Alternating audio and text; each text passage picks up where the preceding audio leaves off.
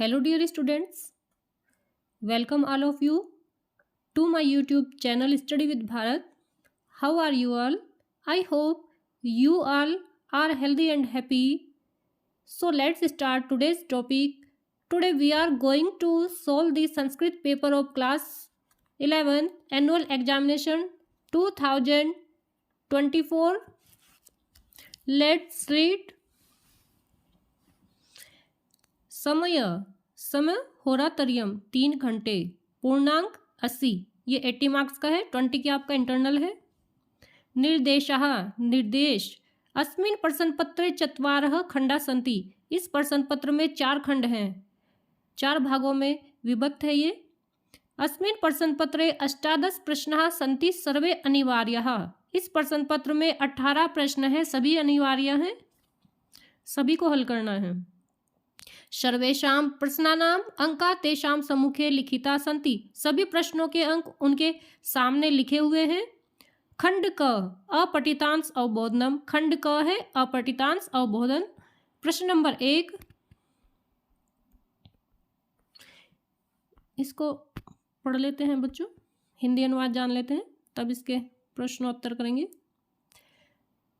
अधोलिखितम अनुच्छेदम पठित्वा प्रश्नानाम उत्तराणि लिखत, अधोलिखितम नीचे लिखे, अनुच्छेदम पठित्वा अनुच्छेद को पढ़ करके प्रश्नानाम उत्तराणि लिखत, प्रश्नों के उत्तर लिखिए। नीचे लिखे अनुच्छेद को पढ़ करके प्रश्नों के उत्तर आपको लिखने हैं। हिंदी वाग्मयम संस्कृतस्य ऋणी, हिंदी वाग्मय हिंदी साहित्य संस्कृत का ऋणी है। संस्कृतस्य व्यापकम स्वरूपम गृहीत्वा वैदिक साहित्यम अपि वर्तते, संस्कृत के व्यापक स्वरूप को ग्रहण करने वाला वैदिक साहित्य है। अभिष्टम अंतर्निहितम, अभिष्ट है और अंतर्निहित है।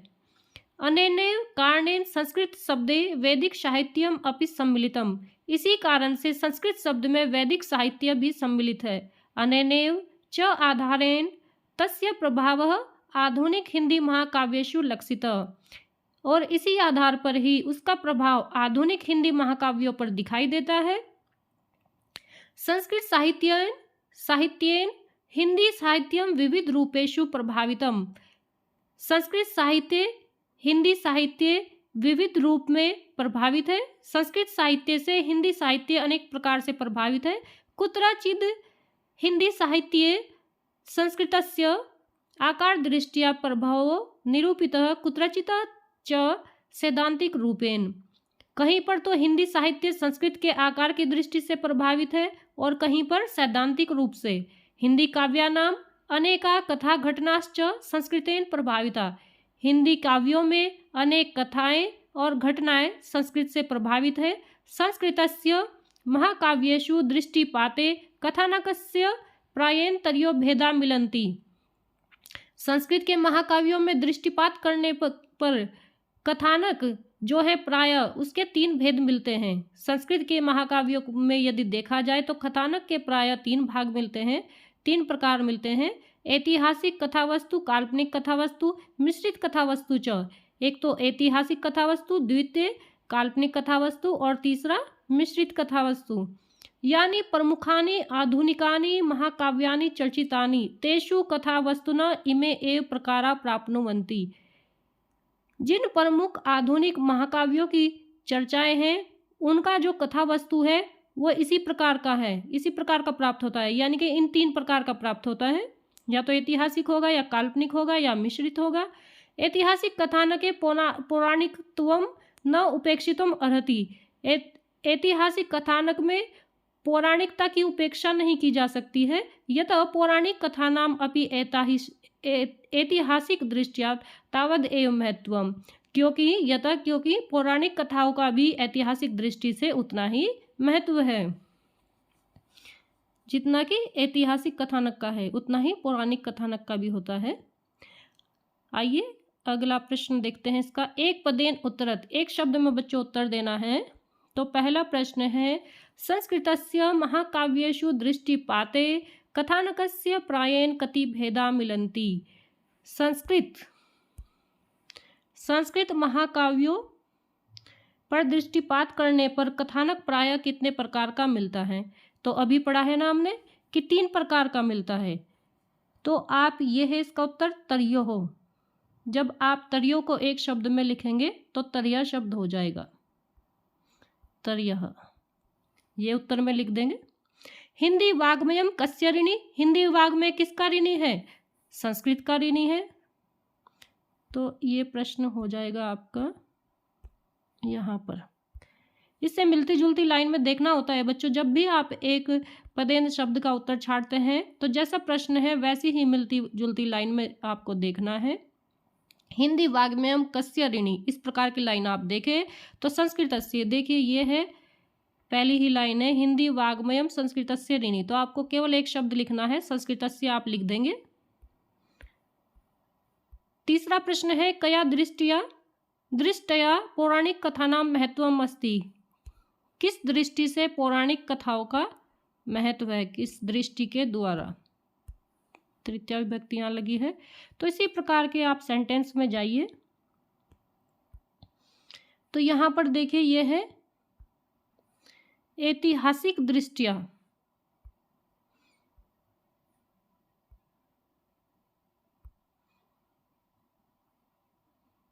आप केवल ये शब्द लिख देंगे ऐतिहासिक, इसको यहाँ पर लिख देंगे ऐतिहासिक। आगे लिखाई है इसमें कस्मिन शब्दे वैदिक साहित्यम अपि सम्मिलितम, किस शब्द में वैदिक साहित्य सम्मिलित है। तो इस प्रकार की लाइन आप देखें इस गद्यांश में कहाँ पर है, किस शब्द में वैदिक साहित्य सम्मिलित है।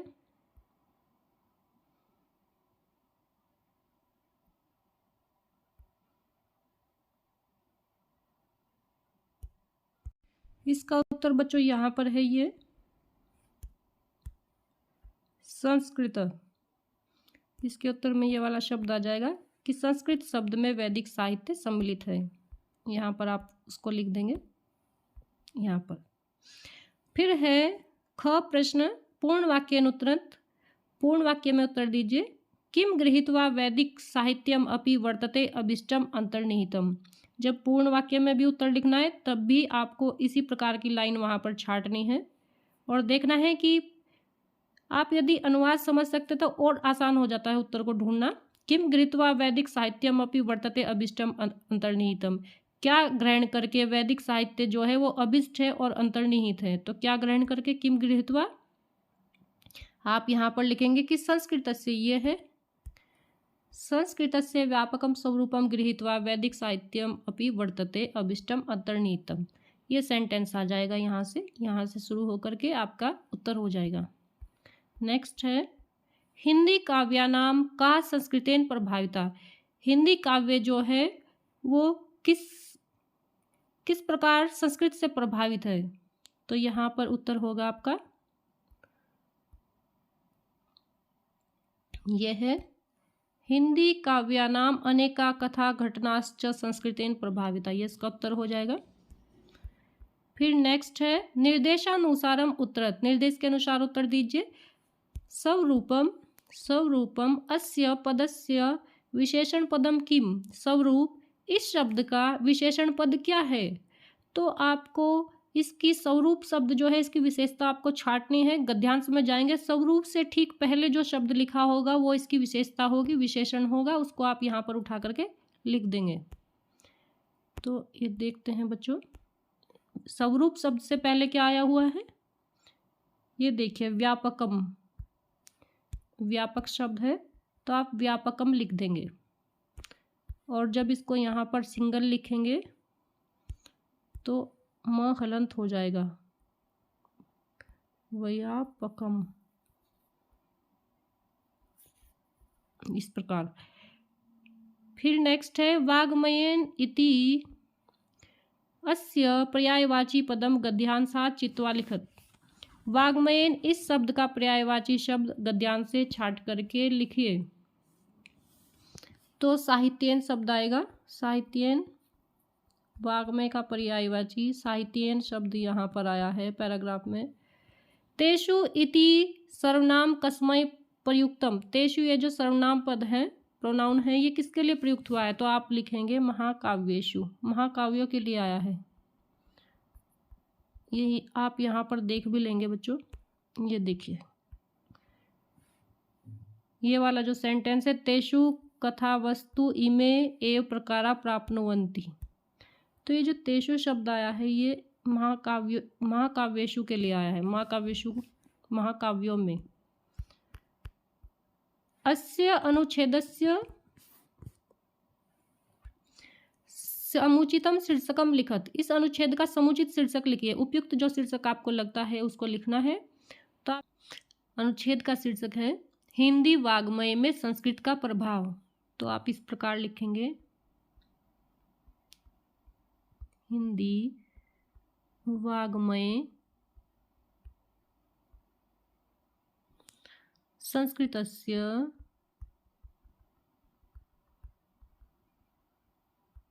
प्रभावः, इसका टाइटल है। विसर्ग लग जाएंगे। हिंदी वाग्मय संस्कृतस्य प्रभाव, हिंदी वाग्मय में संस्कृत का प्रभाव, ये इसका शीर्षक हो गया। फिर नेक्स्ट प्रश्न देखते हैं। यह है रचनात्मक कार्यम, खंड ख के अंतर्गत है। प्रश्न नंबर 2 में है, सौमित्रस्य विषये अग्रजं प्रति लिखितम् इदं पत्रं मंजूषात् चित्वा उचितये पदये पूरयेत्। अपने मित्र के विषय में अपने बड़े भाई को लिखे गए इस पत्र में मंजूषा में दिए गए उचित शब्दों को छांट करके पत्र को पूरा कीजिए। आपके पास ये है 1 2 3 4 5 6 7 8 शब्द है, 8 फिलअप आपको भरने हैं। तो पहले आपको इसको पढ़ना होगा, तभी आप उचित स्थान पर इनको भर पाएंगे। पढ़ लेते हैं। आदरणीय, अहम अत्र डैश अस्मि, अहम अधुना डैश वर्णनं करोमि, तस्य डैश शूद्रं पत्र अस्ति, स एक डैश छात्र अस्ति, डैश सह मया सह अस्माकं डैश आगमिष्यति, तदा मिलित्वा विस्तरेण कथयिष्यामि, मातृपितृचरणेषु मम प्रणामः कथ्यताम्, भवताम् अनुज। अत्र अहम डैश अस्मि में यहाँ पर ठीक हूँ। सबसे स्टार्टिंग में आएगा आदरणीय अग्रज, क्योंकि ये जो पत्र है अग्रज को लिखा जा रहा है, बड़े भाई को कहते हैं अग्रज। तो आप फर्स्ट में आ जाएगा आदरणीय अग्रज। इस शब्द को आप यहाँ पे लिख देंगे, पॉइंट लिख देती हूँ यहाँ पर। फिर है सादर प्रणाम, आपको सादर प्रणाम करना है, ये आ जाएगा दूसरे में, सादर प्रणाम सेकंड पॉइंट। फिर है अत्र अहम डैश अस्मि, मैं यहाँ कुशल से हूँ, इसके लिए आएगा कुशली शब्द, कुशल से हूँ। अत्र अहम डैश वर्णनम करोमि, मैं यहाँ पर किसका वर्णन करता हूँ, अपने मित्र का, सौमित्रस्य, ये आएगा 4 में, अपने मित्र का। तस्य डैश रुद्रम पंथ अस्ति, उसका नाम, अब आ जाएगा नाम शब्द 5वें में, उसका नाम जो है रुद्रपंथ है। स एक डैश अस्ति, वह मेधावी छात्र है, मेधावी कहते हैं बुद्धिमान, इंटेलिजेंट, ब्रिलियंट। तो ये हो गया छठा यहाँ पर। फिर 7वां है डैश सह मया अस्माकम, तो यहाँ पर आएगा ग्रीष्मावकाशे, 7वें में आ जाएगा ग्रीष्मावकाशे, गर्मियों की छुट्टियों में, सह वह, मया अस्माकम वह, मया मेरे साथ, अस्माकम हमारे, कहाँ आएगा, गाँव में। ये पॉइंट है 8वें में भर देंगे आप, 8वां ग्राम में, मेरे गांव में आगमिष्यति आएगा, तदा मिलित्वा विस्तरेण कथयिष्यामि, तब मिलकर के विस्तार से बताऊंगा, माताजी पिताजी के चरणों में मेरा प्रणाम कह देना, भवताम अनुज, आपका छोटा भाई अनिरुद्ध।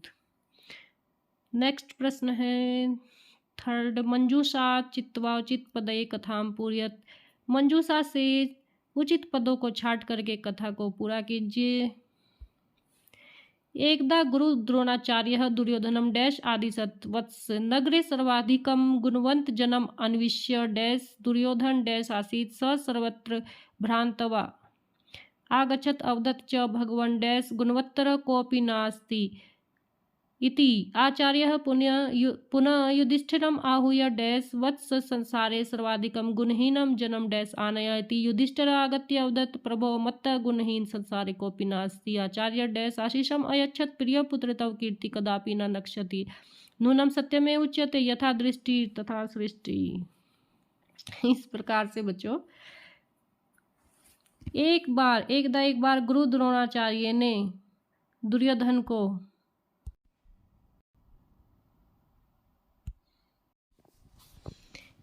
एकदा गुरुः द्रोणाचार्यः दुर्योधनम, एक बार गुरु द्रोणाचार्य ने दुर्योधन को आहूय शब्द पहले फिलअप में आएगा, बुला करके आदेश दिया, वत्स हे वत्स, नगर में सर्वाधिक गुणवंतम जनम अन्विष्य, नगर में सर्वाधिक गुणवंत जन को अन्विष्य ढूंढ करके आने आ जाएगा, सेकंड में ढूंढ करके लाओ। दुर्योधन डैश आसी, दुर्योधन किस प्रकार का था? अहंकारी, थर्ड आ जाएगा, अहंकारी था। सर्वत्र भ्रांत्वा आगच्छत अवदत् च भगवान, वह सब जगह घूम करके गया और आकर के बोला, हे भगवान, डैश गुणवत्तर कोपी नास्ति, मत कहते मत घमंडी और गुणवत्तर गुणों से हीन व्यक्ति कोई भी नहीं है। आचार्य पुनः युधिष्ठिरम आहूय, आचार्य ने फिर युधिष्ठिर को बुला करके यहाँ पर आएगा आदिष्टवान, आदेश दिया कि वत्स संसारे सर्वाधिकम गुणहीन जनम, सबसे अधिक गुणहीन व्यक्ति को अन्विष्य खोज करके आनय लाओ, छठे में आएगा अन्विष्य शब्द।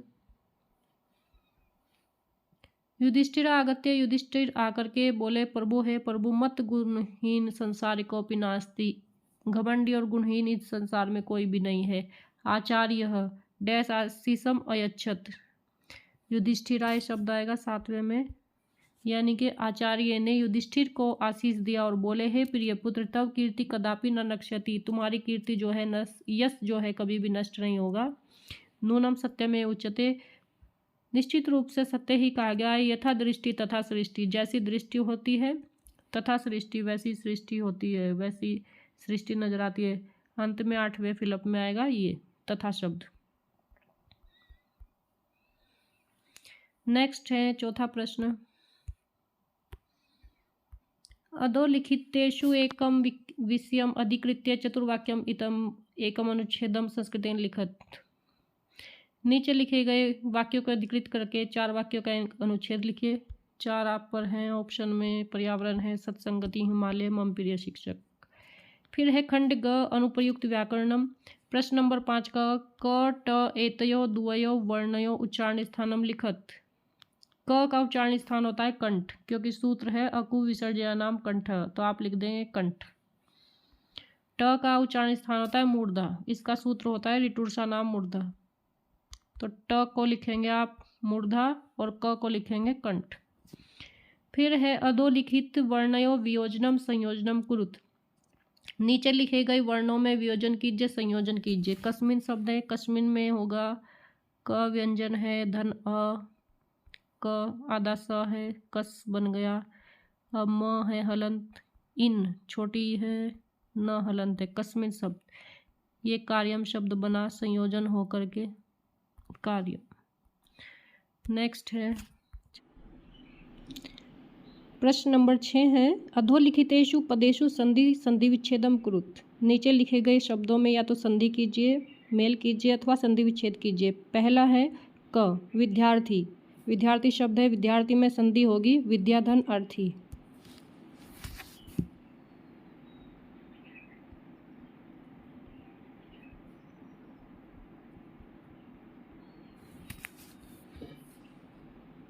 दीर्घ संधि है। फिर इसके बाद है पिता धन एव शब्द, इसमें मेल करना है तो पितैव शब्द बनेगा, अ या आ के बाद ए या आई आए तो आई हो जाता है। वृद्धि संधि है तो पितैव शब्द होगा, इस प्रकार लिखेंगे, यहाँ पर लिख देती हूँ स्पष्ट। फिर नेक्स्ट है सत्य धन जन, तो सज्जना शब्द बनेगा, यहाँ पर लिख देती हूँ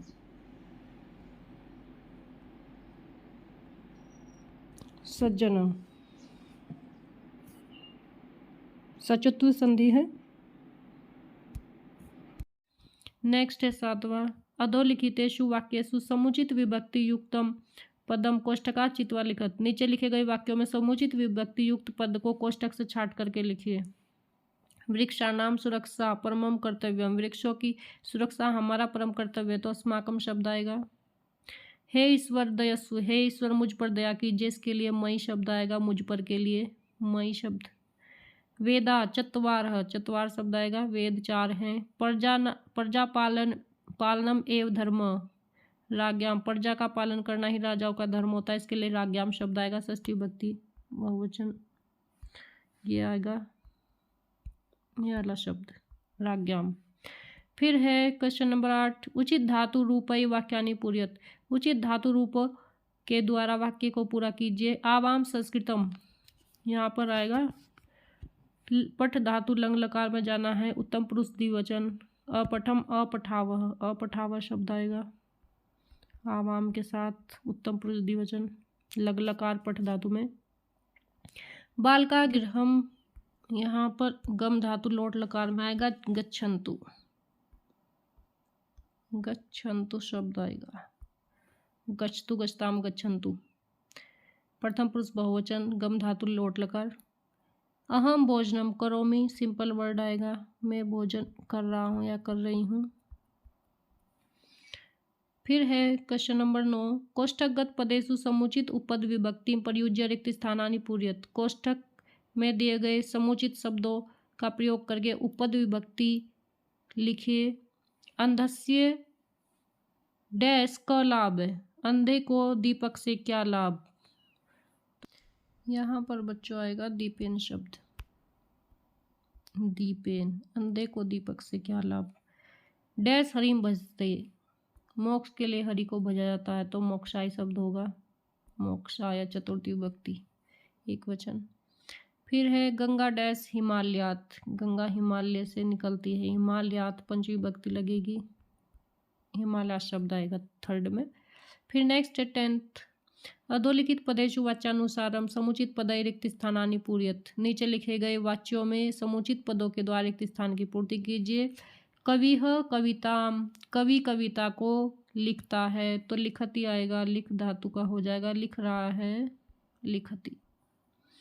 स जलम, वह जल को पीबती, पी रहा है, पीबती शब्द आएगा, प्रथम पुरुष एक वचन का करता है तो क्रिया भी उसी प्रकार होगी। बालिका चित्राणी, दृश्य शब्द है तो दृक्ष्यंती हो जाएगा, दृक्ष्यंती, बालिकाएं चित्र को देख रही हैं। फिर नेक्स्ट है खंड घ, पठित अवबोधनम, आपकी जो पुस्तक है भास्वती प्रथम भाग। प्रश्न नंबर 11, अधोलिखितम गद्यांशम पठित्वा प्रश्नान उत्तरत, नीचे लिखे गए गद्यांश को पढ़ करके प्रश्नों के उत्तर दीजिए। एकस्मिन् ग्रामोपान्ते पद्मिनी नाम्नी एका पुष्करिणी आसीत्,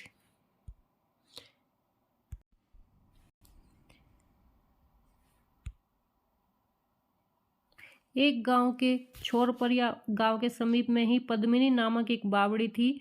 तत्र ग्रामस्य जना स्नानम कुर्वन्ति, वहाँ गांव के लोग स्नान करते हैं। वस्त्रम क्षालयन्ति, वस्त्र धोते हैं। तस्या एव जलम आनियम पिबन्ति, उसका ही जल ला करके पीते भी हैं। पाकादि कर्मम च कुर्वन्ति, पाकादि कार्य करते हैं, यानी कि रसोई में खाना इत्यादि भी, भोजन पकाने का कार्य भी उसी जल से करते हैं।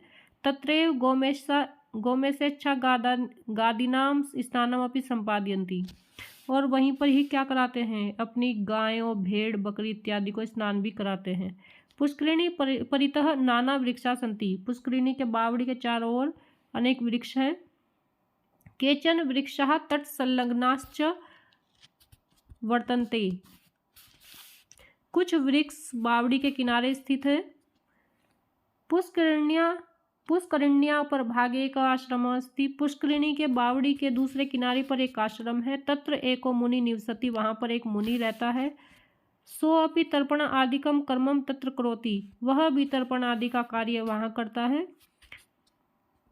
स जनान अनुनयति, वह लोगों से अनुनय करते हैं, विनती करते हैं। क्या विनती करते हैं, बारम उपदिशति, बार बार उपदेश भी देते हैं। परम न कोपि तस्य वचनम शृणोति, परंतु कोई भी उनकी बात नहीं सुनता है। एक पदेन उत्तरत, का नामनी पुष्करिणी आसीत, किस नाम की पुष्करिणी थी, बावड़ी थी, तो ये थी पद्मिनी नाम की। आप इस शब्द को यहाँ लिख देंगे। जना किम छालयंती वस्त्र, लोग क्या धोते हैं, वस्त्र, वसनम शब्द आएगा, वसनम हलंत हो जाएगा, वसनम शब्द। ख है पूर्ण वाक्य उत्तरत, पूरे वाक्य में उत्तर देना है। जना पुष्करिण्याम के साम स्नानन भी संपाद्यति, लोग बावड़ी में किस किस को नहलाते थे, तो ये सेंटेंस आ जाएगा। जना पुष्करिण्याम के शाम की जगह आप इनको लिख देंगे गो में स्वेच्छा गादी नाम, ये सेंटेंस आ जाएगा। जना पुष्करिण्याम गो में स्वेच्छा गादी नाम स्नान भी संपादयन्ति। फिर नेक्स्ट है निर्देशानुसारम उत्तरत, निर्देश के अनुसार उत्तर दीजिए। विविध इत्यर्थे प्रयुक्तम पदम किम, विविध इस अर्थ में प्रयुक्त शब्द क्या हुआ है गद्यांश में, तो विविध का अर्थ होता है अनेक प्रकार के, अनेक प्रकार के। इसके लिए संस्कृत में क्या शब्द आया है गद्यांश में, नाना शब्द आया है। देखिए यह है यहाँ पर, यह है नाना, ये शब्द आ जाएगा यहाँ पर, यहाँ पर। इसका अर्थ भी होता है अनेक प्रकार के और विविध का अर्थ भी होता है अनेक प्रकार के। क अपि अन्योपद्यो संधिम कृत, क धन अपि में संधि करिए तो क्या बनेगा, कोपि बनेगा, कोपि, कोपि शब्द। प्रश्न नंबर 12 है अधोलिखितम पद्यांशम पठित्वा प्रश्नानान उत्तरत, नीचे लिखे गए पद्यांश को पढ़ करके प्रश्नों के उत्तर दीजिए। श्लोक है षड्दोषा पुरुषेण हातव्या भूतिमिच्छता, निद्राम तंद्राम भयम क्रोधम आलस्यम दीर्घसूत्रता। इसका अर्थ जान लेते हैं। यह जो श्लोक है बच्चों ये आपकी पुस्तक से सूक्ति सुधा चैप्टर से आया है। इस श्लोक का अर्थ है, इस श्लोक में नीतिकार नारायण पंडित मनुष्य के 6 दोषों को बताते हुए कहते हैं कि भूतिम इच्छिता पुरुषे ने, यही निश्चित रूप से पुरुष ने, जो पुरुष क्या है भूतिम इच्छिता है, जो अपना स्वयं का कल्याण चाहते हैं तो उनको क्या करना है, षड दोषा 6 दोषों को हातव्या त्याग देना चाहिए, छोड़ देना चाहिए। 6 दोष कौन कौन से, निंद्रा तंद्रा भय क्रोध आलस्यम दीर्घ सूत्रता। पहला प्रश्न है अत्र कति दोषा कथिता, यहाँ कितने दोष बताए गए हैं, षड दोषा, ये शब्द आ जाएगा। पुरुषेण का हातव्या, पुरुष को क्या छोड़ देना चाहिए,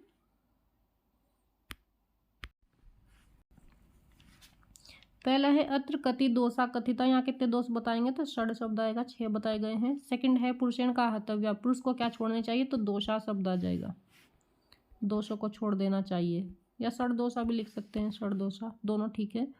पूर्ण वाक्य अनुत्तरत षड दोषा के संति, षड दोषा कौन कौन है उनके नाम बताने, सेकंड लाइन पूरी आ जाएगी। ये है 6 दोष, निद्रा तंद्रा भय क्रोध आलस्यम दीर्घ सूत्रता, ये इसके उत्तर में आ जाएगा। इनको ये है। फिर है निर्देशानुसारम उत्तरत हातव्या इति पदे प्रयुक्त प्रत्यय क, तव्या अंत में आया हुआ है तो तव्यत प्रत्यय है। अनालस्यम, इसका विलोम शब्द श्लोक से छांटना है तो इसके लिए इसका अनालस्यम बिना आलस्य के और आलस्य वाले के लिए ये आ गया आलस्यम शब्द आपके श्लोक में आलस्यम। प्रश्न नंबर 13 अधोलिखितम नाट्यांशम पठित्वा प्रश्नानुत्तरत, नीचे लिखे गए नाट्यांश को पढ़ करके प्रश्नों के उत्तर दीजिए। नाट्यांश पढ़ेंगे।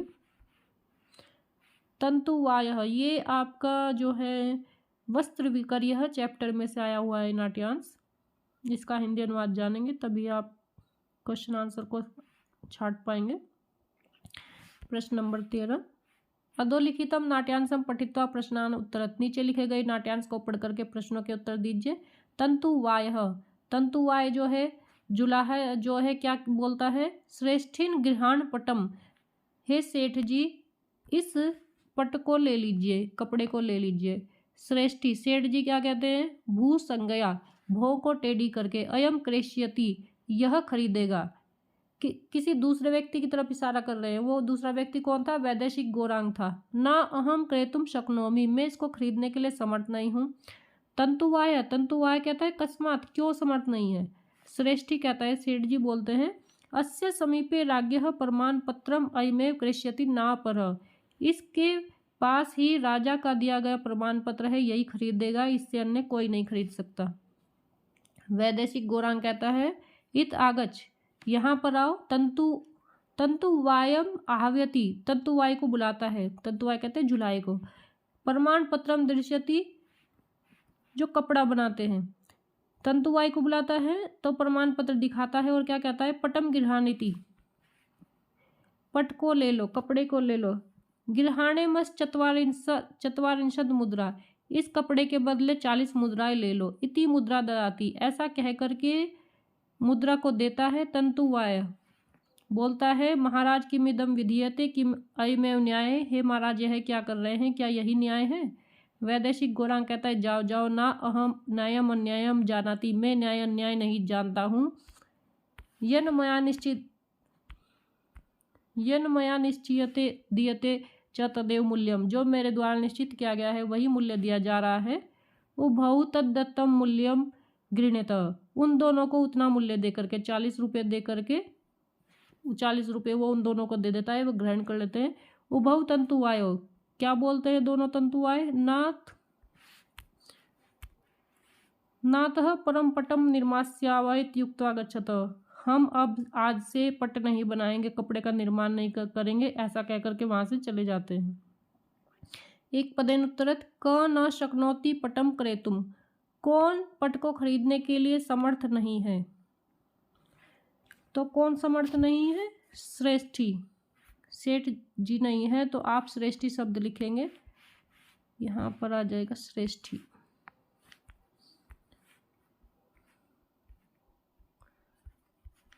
कस्य समीपे राज्य प्रमाण पत्र अस्ति, किसके समीप था, वैदेशिक गौरांग के पास था प्रमाण पत्र राजा का, तो आप लिखेंगे वैदेशिक गौरांगस्य।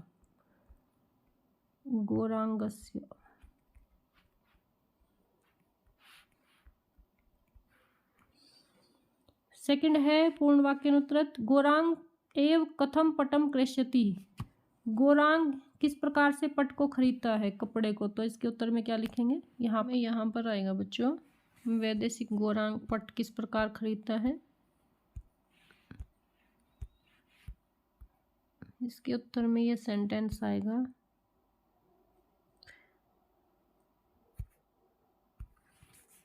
ये सेंटेंस आ जाएगा से समीपे, ये वाला सेंटेंस। नेक्स्ट है निर्देशानुसारम उत्तरत अयम क्रेष्यति, अत्र अयम इति सर्वनाम स्थाने संज्ञा प्रयोग कर्तव्य, यह खरीदेगा, यहाँ पर ये जो अयम शब्द है सर्वनाम शब्द है, इसके लिए एक संज्ञा प्रयोग करो, यानी कि यह खरीदेगा। ऐसा किसको कहा गया था नाट्यांश में, तो वैदेशिक गौरांग ने खरीदा, उसके लिए बोला जा रहा था कि यह खरीदेगा, सेठ नहीं खरीदेगा, तो वैदेशिक गौरांग आ जाएगा इसके लिए, वैदेशिक गौरांग।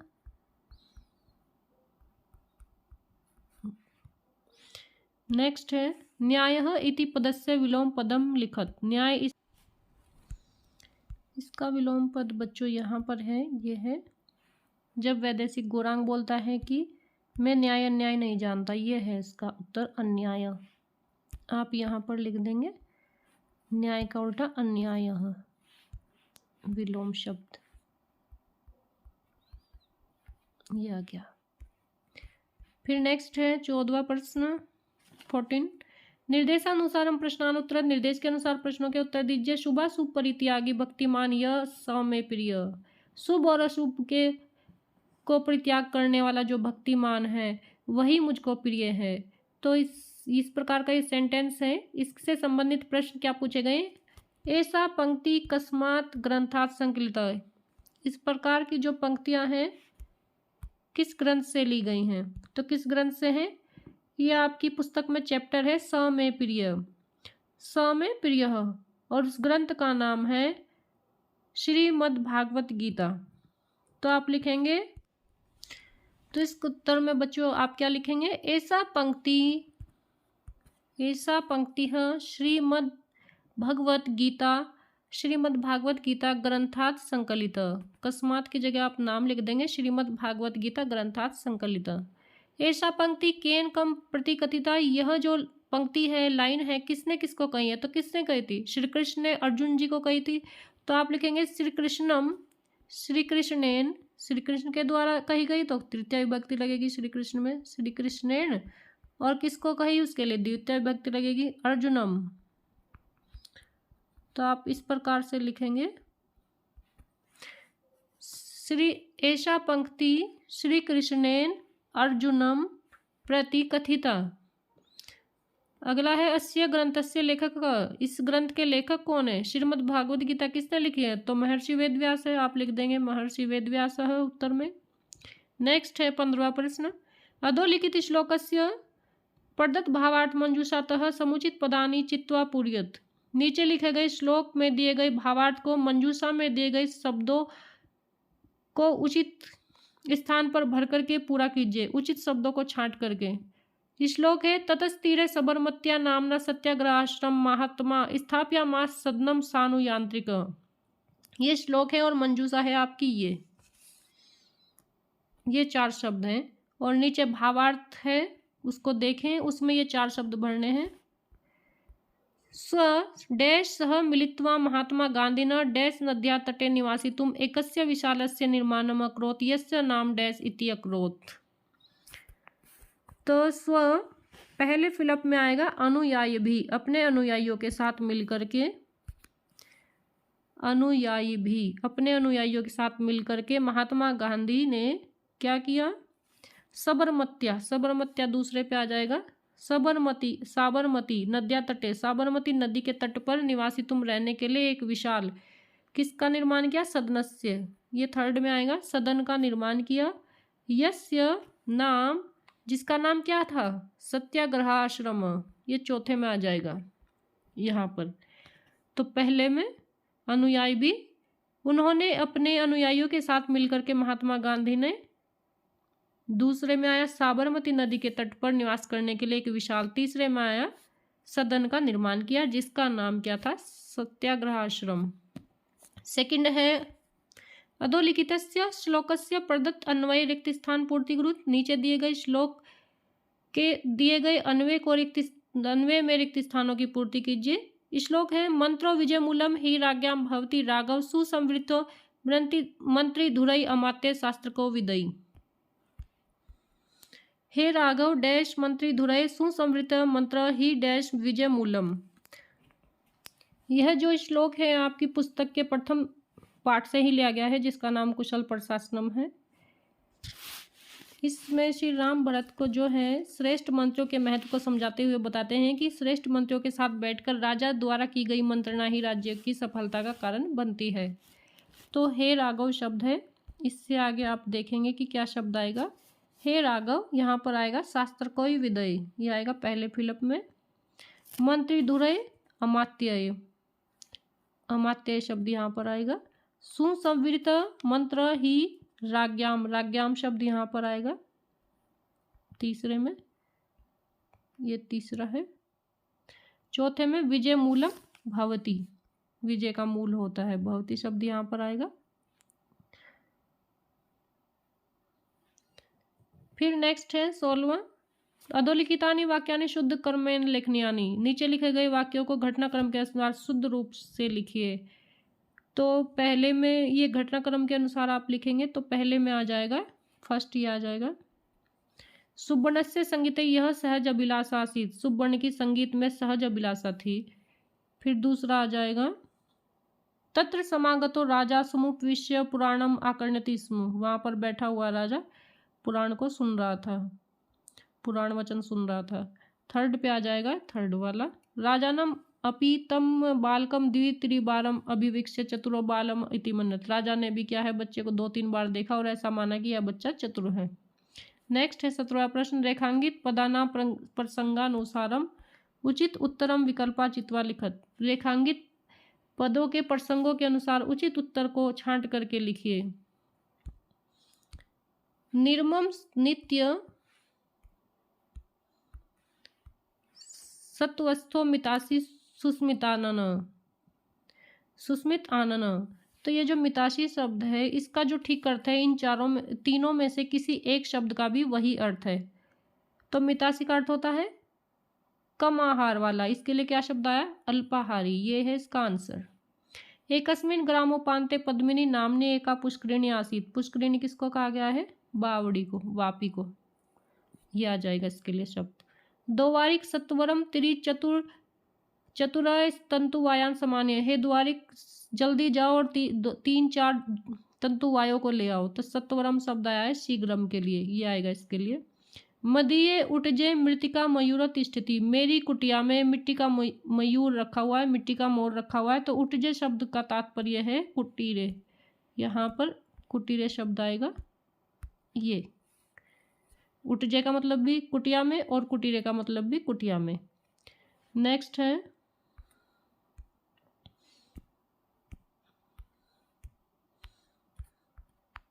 खंड घ, संस्कृत साहित्य का परिचय। प्रश्न नंबर 18, अधोलिखिता नाम प्रश्नानाम उचित विकल्पम चित्वा लिखत। नीचे लिखे गए प्रश्नों के उचित विकल्प छांट करके लिखे। संस्कृत इति शब्दे उपसर्ग आसीत्। संस्कृत शब्द में कौन सा उपसर्ग है? तो सब आप सभी को पता ही है बच्चों, सम उपसर्ग है। संस्कृत भाषायाः अपरः नाम किम। संस्कृत भाषा का दूसरा नाम क्या है? देव भाषा है कि राष्ट्रभाषा, नागरिक भाषा, राजभाषा? तो क्या है? देव भाषा है, देवताओं की वाणी है। वेदा सन्ति, वेद है। पौरुषे अपौरुषे मंत्र दृष्टा सर्वे। अपौरुषे हैं, मानव निर्मित ईश्वर नहीं है, ईश्वर निर्मित है, तो इनको अपौरुषे कहा जाता है वेदों को। पुराणानि सन्ति, पुराण कितने हैं? 18 हैं। तो आप अष्टादश पे टिक लगाएंगे, अष्टादश को उत्तर में लिखेंगे। पुराणानि सन्ति तो अष्टादश शब्द लिखेंगे, 18 पुराण है। गीताया उपदेशानि सन्ति, गीता का उपदेश किस में है? महाभारत में है, तो आप लिखेंगे महाभारत में। फिर है ऋग्वेदस्य उपनिषदस्ति। ऋग्वेद का कौन सा उपनिषद है? तो ऐत्रेय है। उत्तर रामचरितम विरचितम, उत्तर रामचरित किसके द्वारा रचित है? तो भवभूति के द्वारा रचित है। नेक्स्ट है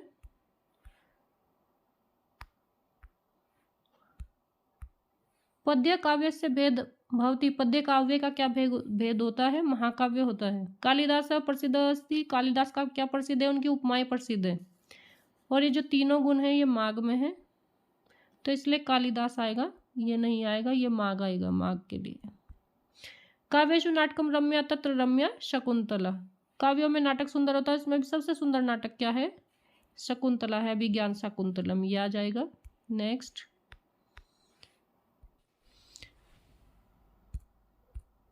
दृश्य काव्य सुगण्य। तो दृश्य काव्य में किसकी गणना की जाती है? नाटक की। जो दृश्य है श्रव्य है, नाटक है, तो नाटक उत्तर में आएगा, नाटकम। अवस्था अनुकृति भवती। अवस्था का अनुकरण करना क्या कहलाता है? किसकी परिभाषा है? नाट्यम की है। तो ये हो गया बच्चों। इस प्रकार हमने ये पेपर सोल्व किया है। आशा करती हूँ कि आप भी अपना स्वमूल्यांकन करेंगे। और आपको यदि मेरे द्वारा बनाई गई वीडियोस अच्छी लगती हैं तो आप मेरे चैनल को सब्सक्राइब करें, लाइक करें, शेयर करें, कमेंट करें। जय हिंद, जय भारत, जय उत्तराखंड, जय तु संस्कृतम। धन्यवादः।